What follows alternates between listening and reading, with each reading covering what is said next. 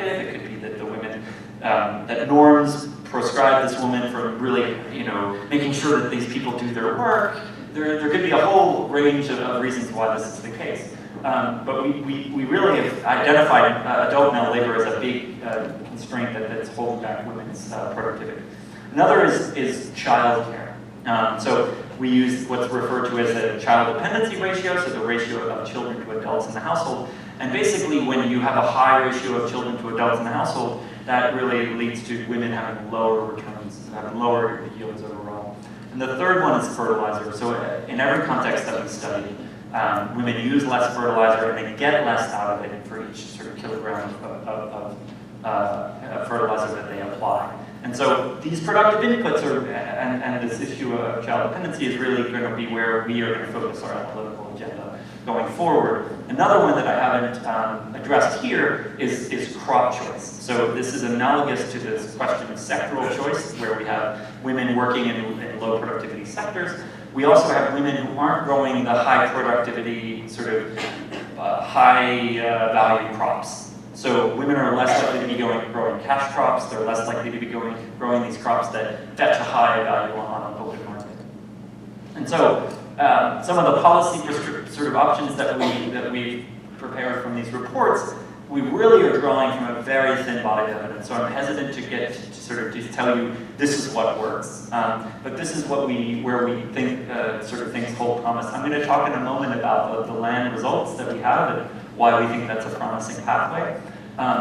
Addressing this labor constraint is a very important one, but we still just don't have enough evidence yet to know whether, for example, introducing labor-saving technologies will help, or is it a question of trying to address the child care responsibilities that women have. But another one is on the access to market side, what works to help women get involved in cash crop agriculture. And so that personal initiative training, if you remember I mentioned earlier from Togo, that's on the entrepreneurship side. We're also seeing if that kind of training can help on the agriculture side, whether providing these kind of soft skills to women in farming contexts can also help them shift into higher value agriculture. Okay, so I've got a couple more, and then we'll talk about some of the kind of lessons we could draw from for universities. And so this is about property rights in sub-Saharan Africa. Earlier today with Dr. Timmons' class, I was able to get more in depth about this topic, but I'll just quickly sort of give you the summary here. Property rights matter a lot for economic development. If you don't have the right sort of property rights framework, you probably won't have the right incentive structure for economic growth. It really is a foundational element, and I think the economic literature, the consensus is pretty strong that it matters. But we see that women have lower and weaker property rights than men in sub-Saharan Africa. So they're less likely than men to own land, they use less land, they have less what's called tenure security, so meaning they have less secure claims over that land. It's possible that they are more likely to face expropriation or capture of their land by some other person in their family or in the community, etc. And so this really has implications for how much investment they make. It really would influence whether they're going to invest so much, because if you're uncertain about the rewards and what you'll be able to reap, then you won't invest as much because you're not sure if someone's going to come and take your land at some point. And so these gender differences in investment are found, we find them in urban areas as well. So in terms of land, this matters also for entrepreneurs who have, say, a small market stand, and you're worried that somebody's going to come and try to take your market stand, etc. So we have evidence that this really is a costly status quo for economies and households. And so one, I think, very clear message from the academic literature, though, is that when you put resources in the hands of women, it really does yield payoffs for their children and the next generation. So we have lots and lots of evidence now to show that women, when they have control of household resources, are more likely to spend it on health and education of the children. And so this is what we call the investment in human capital, really has this sort of knock-on effect of helping the next generation grow stronger, healthier, and better educated. So this is also a kind of, in the opportunistic arguments, why this matters. We think that it's getting these resources and helping women control these household resources will help also the children in the household.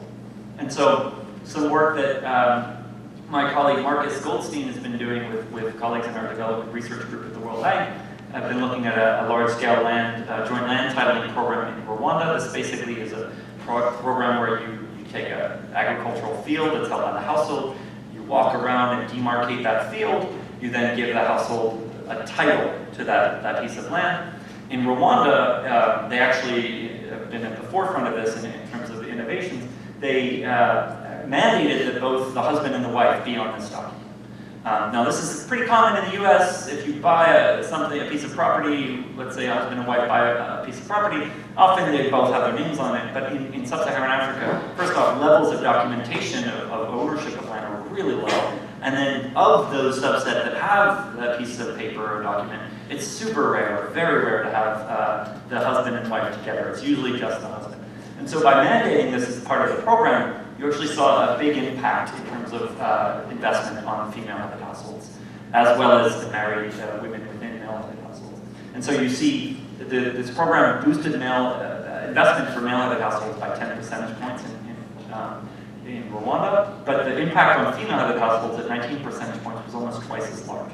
So this tells us a few things. At first, that women face sort of lower tenure security to begin with, and second, when you address that tenure and security, you can actually lead to big increases in investment that actually generate gains for the household and for the nation at large. And so, my last set of slides on the evidence is from gender and youth employment in sub-Saharan Africa. So at the bottom here, you see what's sort of an age pyramid, if people are familiar with sort of demography and economics. A lot of times you'll see these, and this is essentially showing you that there's a youth bulge in sub-Saharan Africa. There are a lot of young people. Estimates show that basically on each year, there will be about 11 million more youth in Africa each year over the next decade or so. So this youth population, this young population that's coming growing up and coming into the labor market needs productive employment, needs jobs. And so this is, right now the jobs that are available, first off in the formal sector, there are very few jobs. So it's very hard to come by a job, even in the government or working in a formal enterprise, a business, etc. So that pathway is really limited. It's only for those who have the best training, those who've gone to university and have the best networks. But not only is there an employment challenge, but there's also a productivity challenge. And there are specific constraints that women face in particular that impinge their ability to break into these markets and to get jobs. And so if you expect this youth bulge that affects not only men but also women, if you have all of these women who are coming onto the job market as well, we want to think about policies and programs to help absorb this labor coming in, to help seize what's called the demographic dividend. So this youth bulge is the reason why a lot of countries grow really quickly. If you see the inverted sort of triangle, that's basically what's happening in Japan. There's a demographic almost implosion. You have a lot more elder people and far fewer younger people. But when you have this is basically an engine of growth. If you can make use of it in the right way, if you can seize on that, then this really can help your economy grow. And so another potential advantage of trying to help women sort of get access to employment and job opportunities is also on this question of early marriage, early fertility. So essentially, if you can get women access at a younger age to employment, let's say right after school, then you actually can give them greater opportunity on the economic side, and it increases, in a sense, sounds kind of crude from the economic side, but this is how economists would phrase it, the opportunity cost of children now rises. So basically, if a woman has a job, she sees that maybe having a child at the age of 17 or 16 might not be the best path for her career-wise. And she might actually be able to provide for that child better if she has a little bit more stability, has a little bit more sort of a more stable kind of job and career path. And so that actually lowers fertility, which leads to these lower dependency ratios, which also contributes to the growth story. So this is another kind of added benefit that could be seized upon by policymakers in Africa if we can sort of find ways to increase women's participation in the establishment. And so I'll mention, this is the final impact evaluation result that I'll mention. This is from a youth adolescent sort of girls empowerment program in Uganda. It was done by an NGO called BRAC, which is an amazing, large international organization that was started in Bangladesh. And basically, it was a girls' club that they set up at the community level. These are girls aged 12 to 25. It gave them a sort of safe space to gather together, to talk about issues. It also added, they have a lot of vocational skills training, life skills training, basic stuff about how to, some of the soft skills that I mentioned earlier were also introduced in this curriculum. Basic financial literacy was taught, the importance of saving, and then for those who were kind of at the age where they were eligible, could also obtain microcredit finance. And this program actually had a huge impact. This is based on a randomized control trial. This is solid experimental evidence to show that this program lifted women, young girls and young women's engagement in income-generating activities by 72%. Their earnings increased by 300% essentially compared to baseline levels. And it also, on the sexual and reproductive health side, it led to a drop in teen pregnancy, a drop in early marriage, and also a decline in women reporting sort of having had sex against their will. And this is actually, so this on the sort of what I was mentioning earlier about women who get caught into a trap of being forced into early marriage or having children at a very young age. It basically shows that this offers some sort of promise by introducing these kinds of programs and helping women get access to those employment opportunities. And so for universities, for St. Francis University, the School of Business, as well as, for instance, Enactus and Guinea Exchange as well, we've had some nice discussions about the work that you're doing. I'll just share some suggestions. Take this, of course, as you wish, and we can have a discussion about it later. But first, I think it would be great to have more researchers who are trying to contribute to this evidence base. So trying to figure out what works, what doesn't, and coming up with these kind of carefully designed studies. I think we welcome more actors in this space so we can really contribute more of this body of evidence to know really what works. And I think when choosing programs and choosing, even I personally, when I'm sort of deciding on whom to give some money to for a charitable organization, I also look at the evidence. I want to know, okay, well, where do you get the biggest bang for your buck? So right now, for example, there are a number of health organizations that do amazing work addressing things like schistosomiasis, malaria, of course, that are really give you the biggest bang for your buck, this concept of effective altruism. But also, I mean, from the Enactus perspective, of course, you want to know what works, where might you have the greatest impact in terms of improving people's lives.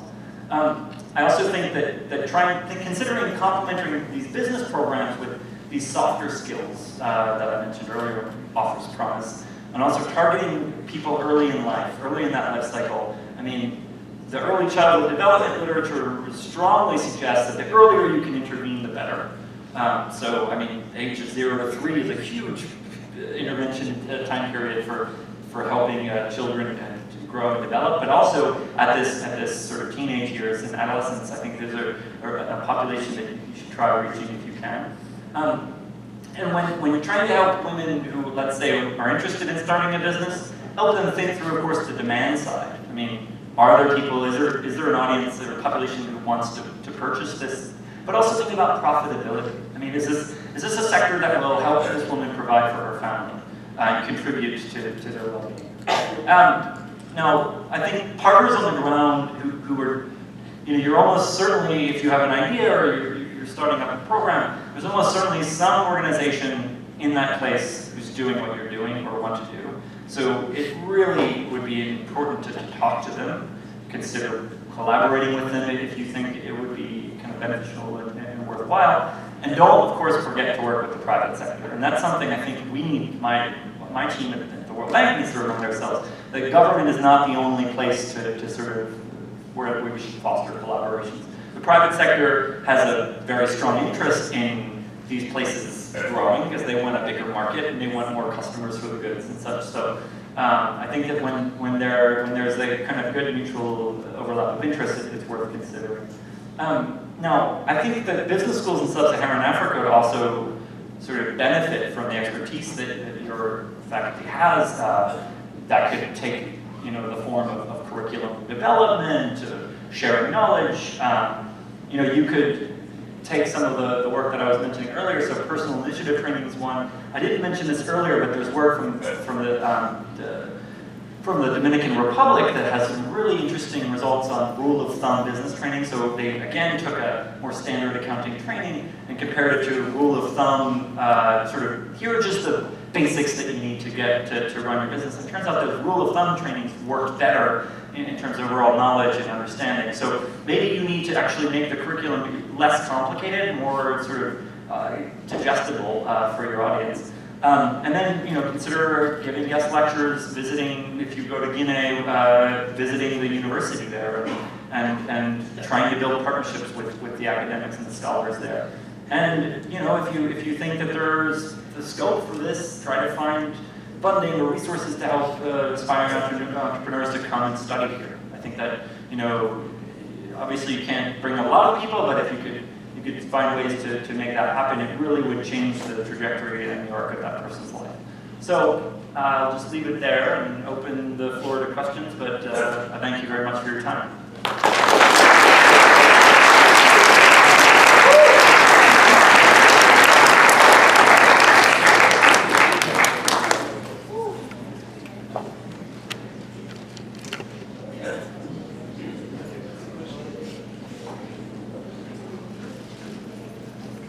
Any courageous souls in the house? Okay. Why do the savings accounts work better than the micro loans?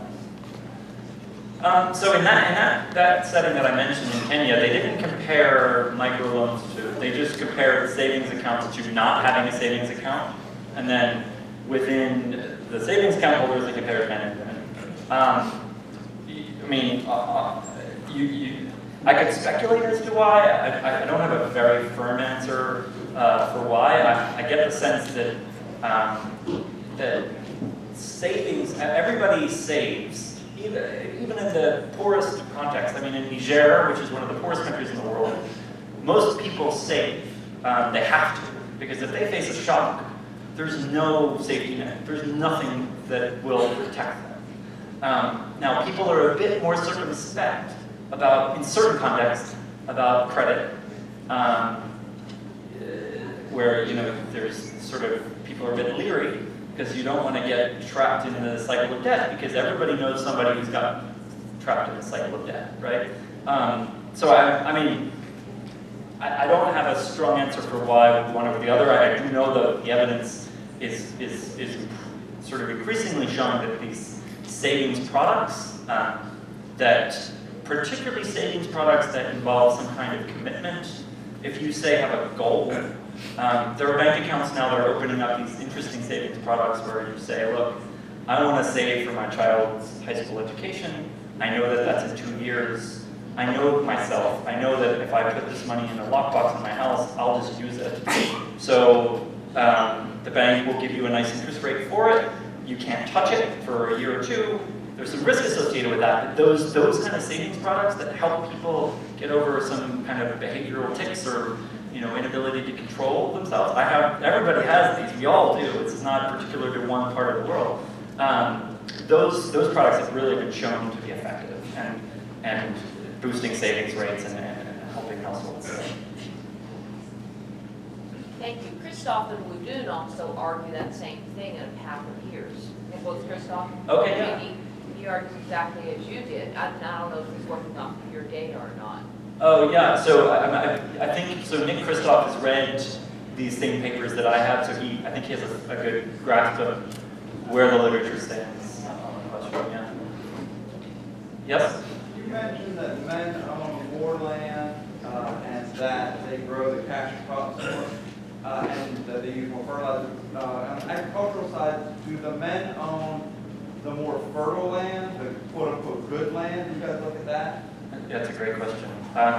So that is one part of the kind of, in the policy discourse, everyone says that's true. my boss and I have scoured the literature. We have no good evidence to show that that's true. Soil fertility tests are kind of expensive. If you want to do it at a scale and have just this gold sort of power to draw differences, test the average difference between men and women. We have suggestive evidence from self-reported quality of land that shows that men have better quality land. But that's, this is just a small arcane methodological point, but most estimates of soil quality, so if you ask someone, what do you think about the quality of this soil, it's highly correlated with what they just got from their last harvest. And that doesn't necessarily, that's not just soil quality, right? It could be how many inputs they put, etc. So people's sort of biases are also influencing their self-reported how good the land is. But that said, women tend to have worse self-reported land. We're hoping to actually nail down this question and do these soil tests to see, okay, are there genuine differences in terms of phosphates or what, how the nutrients are in the soil.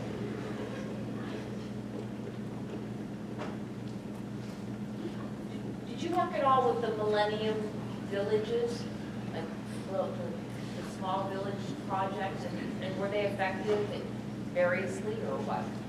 So you're referring to, so the Millennium Villages, for those who aren't aware, the Earth Institute at Columbia University partnered with the UN and tried to basically take all of the Millennium Development Goals that had been set up that ended, I guess, in 2015, and try to really provide an integrated set of programs and interventions to target all the constraints they could at once in one village. And they actually had a number of villages where they set this up.